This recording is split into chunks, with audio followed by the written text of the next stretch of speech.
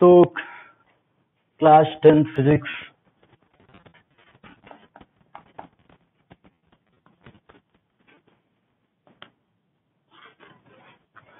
हम 10th में प्रकाश के परावर्तन और अपवर्तन की बात कर रहे थे। तो प्रकाश के परावर्तन तक हमने अवतल दर्पण द्वारा प्रतिबिंब का बनना और उत्तल दर्पण द्वारा प्रतिबिंब का बनना हमने पढ़ लिया था। हमने पढ़ा था U, V, F क्या होते हैं। फिर हमने पढ़ा था चिन्ह परिपाटी कि अगर U है, V है, F है तो कब किसके साथ कौन सा चिन्ह लेंगे, प्लस लेंगे कि माइनस लेंगे। ठीक है, तो आगे हमें पढ़ना है U, V, F में संबंध क्या होता है और आवर्धन क्या होता है। ठीक है, तो आज परावर्तन की क्लास खत्म कर ली जाएगी और हम कल से पढ़ेंगे अपवर्तन के बारे में। तो उसको पढ़ने से पहले हमें ये जानना है कि मैग्निफिकेशन अर्थात आवर्धन क्या होता है,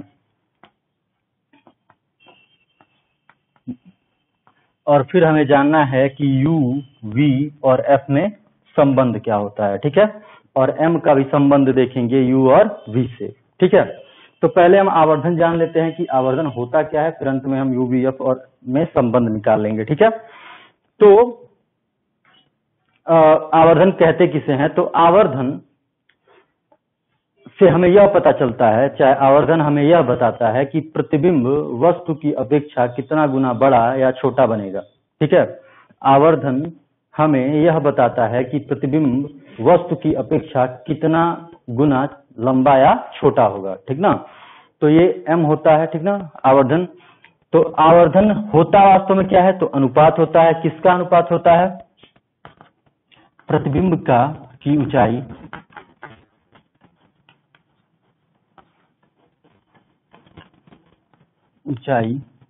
बटे वस्तु की ऊंचाई।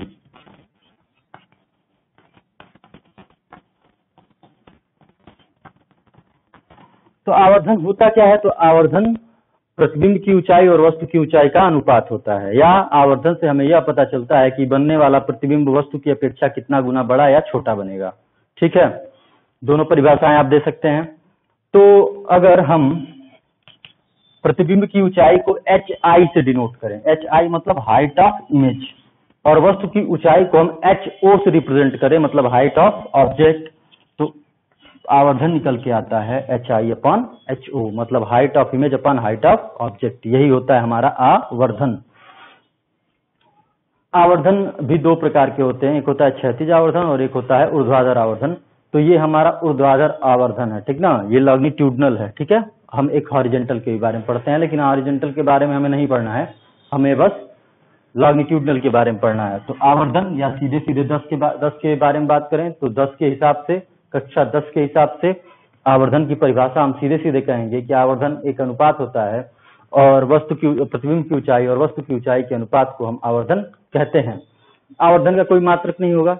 ठीक है, आप देखते हैं कि अगर प्रतिबिंब का भी जो मात्रक होगा वही वस्तु का मात्रक होगा और दोनों मात्रक आपस में कट जाएंगे, तो आवर्धन का कोई मात्रक नहीं होता है और इसकी कोई बीमा भी नहीं होती है। ठीक है, हमें 12 में बीमा वगैरह के बारे में बात करेंगे तो अभी हम इतना समझ लेते हैं कि आवर्धन का कोई मात्रक नहीं होता है। ठीक है, तो ये होता है हमारा आवर्धन।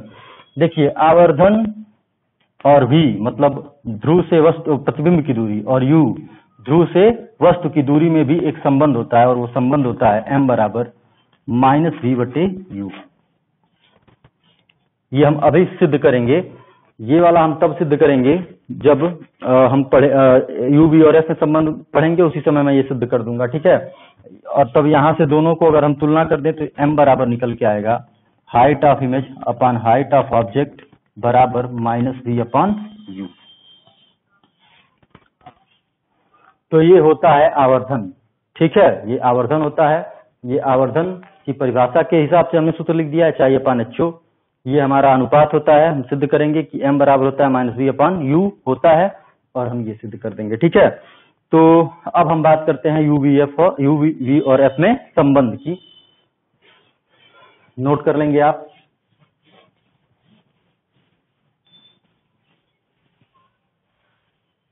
अब हम बात करेंगे U, V और F में संबंध। ठीक है,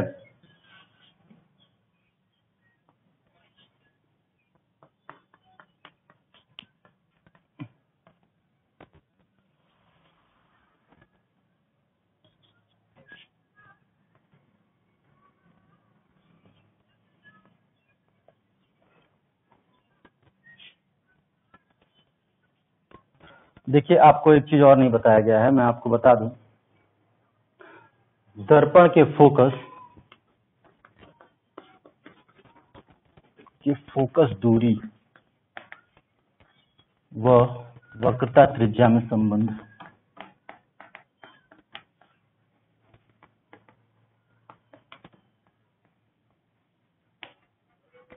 relation between focal length and radius of curvature. आपको पता है वक्रता त्रिज्या को हम आर से डिनोट करते हैं। हमने वक्रता त्रिज्या की परिभाषा पढ़ी थी, हमने फोकस दूरी की भी परिभाषा पढ़ी थी कि हम इसको स्मॉल एफ से रिप्रेजेंट करते हैं। तो एफ और आर में रिलेशन होता है, ठीक है। यदि दर्पण का द्वारक, मतलब ये जितने द्वारक का मतलब कि दर्पण का वह भाग जिससे परावर्तन की घटना होती है।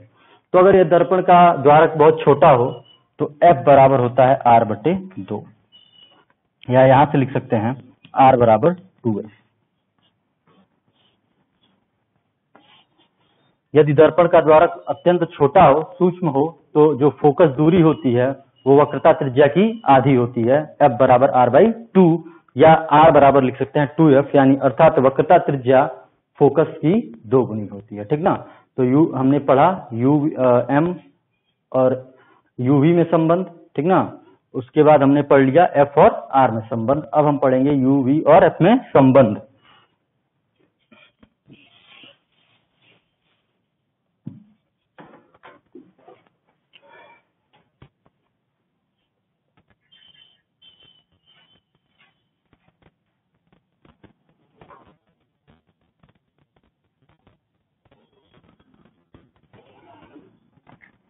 ये हमारा वस्तु है, ऑब्जेक्ट। यहां से एक समांतर किरण जाएगी तो कहां से परावर्तित होगी? फोकस से।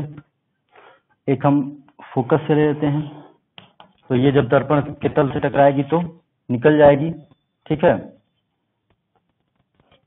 तो इसका जो प्रतिबिंब है वह आपका अनंत और सी के बीच बन जाएगा, ठीक है। तो कहां बनेगा? अनंत व सी के बीच। थोड़ा हम अच्छे से फिगर बना लेते हैं, ठीक है।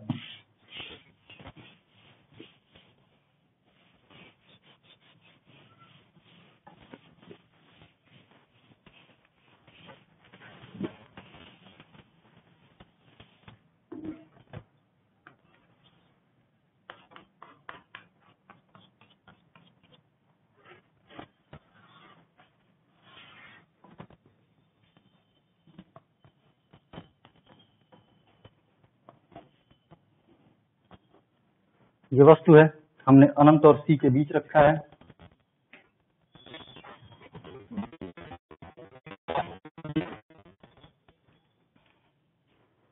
ये वस्तु है जिसे हमने अनंत और सी के बीच रखा है, ये आप पढ़ चुके हैं, ठीक ना, कैरेक्टर रे डायग्राम में, ठीक है। तो यहां से हम एक किरण समांतर ले लेते हैं, तो ये भाई फोकस से होकर जाएगा, और एक किरण अगर आप एस से लेना चाहें तो यहां से जाएगा, ठीक है। तो देखेंगे कि जो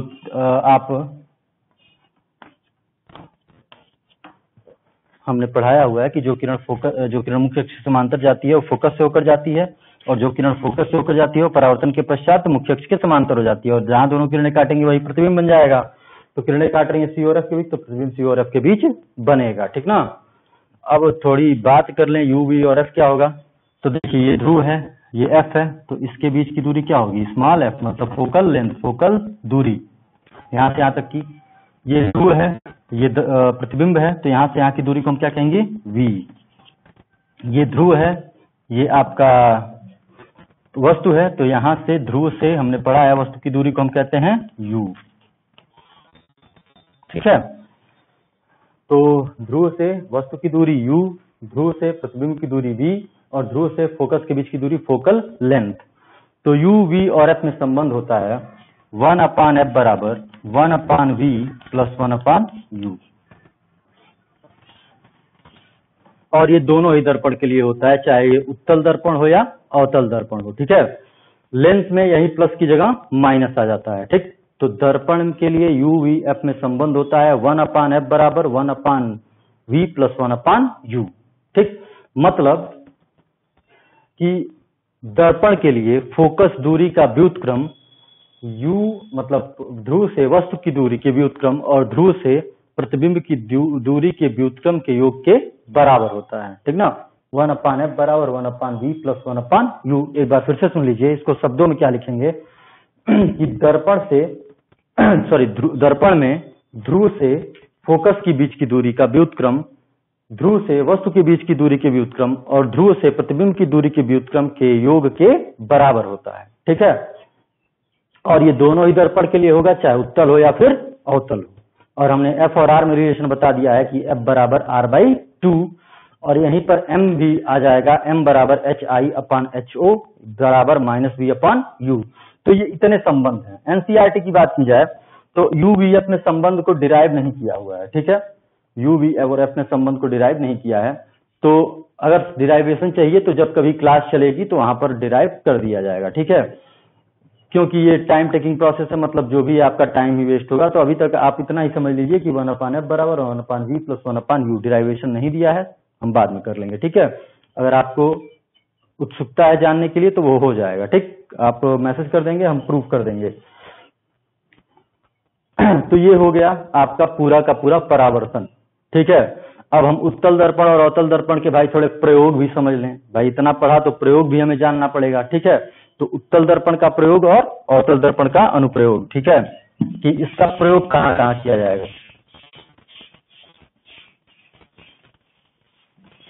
अब पहले प्रयोग से पहले मैकेनिज्म क्या है ये समझ लो कि कहाँ कौन सा दर्पण प्रयोग किया जाएगा, ठीक है। आपने देखा कि अवतल दर्पण में भी एक बार आभासी प्रतिबिंब बनता है और उत्तल दर्पण में भी आभासी प्रतिबिंब बनता है।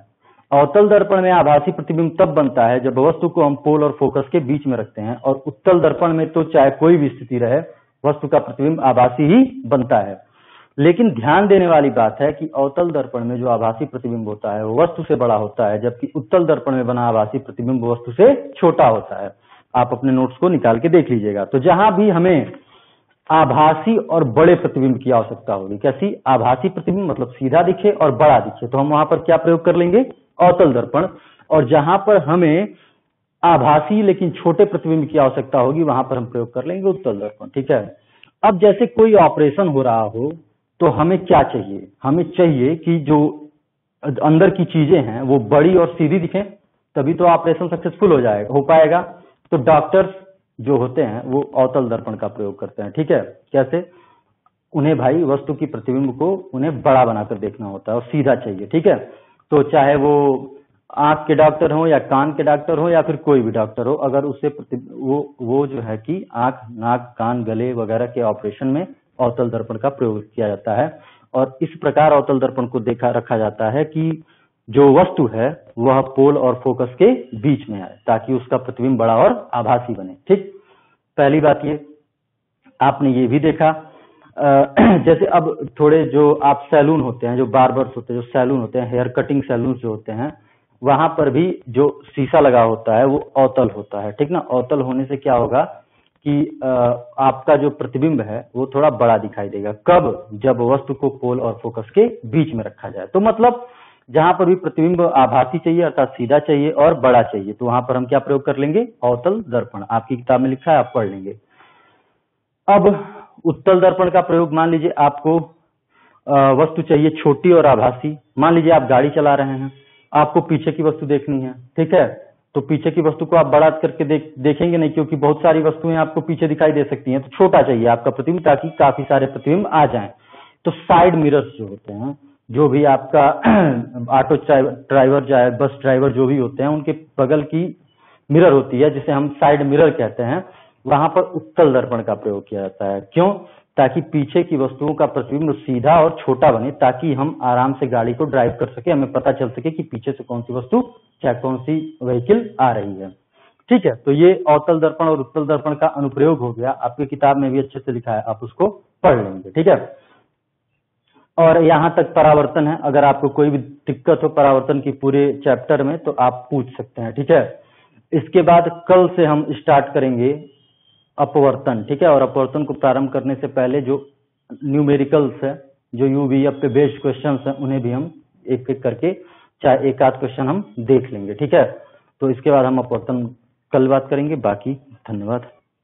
बंद कर दो उसको। कितना मिनट का हुआ?